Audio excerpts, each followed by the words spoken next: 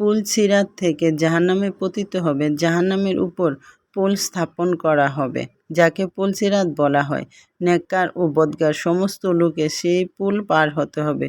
কোরআনে হাকিমে বলা হয়েছে, কিয়ামতের দিন তোমাদের সকলেরই সেই পুল পার হতে হবে। এটা তোমার প্রতিপালকের অলঙ্ঘনীয় বিধান। সূরা মরিয়ম।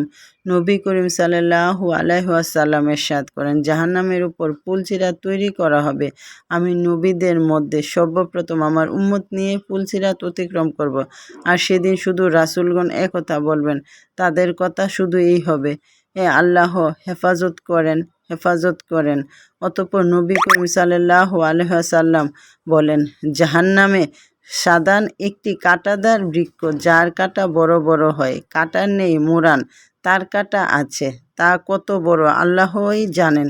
সেই কাঁটাগুলো পুলসিরাতের উপর অতিক্রমকারীদের বদ আমলের কারণে টেনে জাহান্নামে ফেলে দেওয়ার মতো চেষ্টা করবে। ফলে অনেকে ধ্বংস হয়ে জাহান্নামে পড়ে যাবে, কখনো সেখান থেকে বের হতে পারবে না।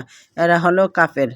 আবার কেউ কেউ জাহান্নামে পড়ে যাবে, অতঃপর কোনো এক সময় মুক্তি পাবে। এরা হলো ফাসেক ও গুনাহগার মুসলমান। অন্য রেওয়াতে আছে, কোনো ইমানদার ব্যক্তি চোখের পলকে পুলসিরাত পার হয়ে যাবে। কেউ বিদ্যুতের গতিতে, কেউ বাতাসের গতিতে, কেউ দ্রুতগামী ঘোড়া ও উটের গতিতে পার হয়ে যাবে। যাওয়ার সময় কেউ নিরাপদে পার হবে, কেউ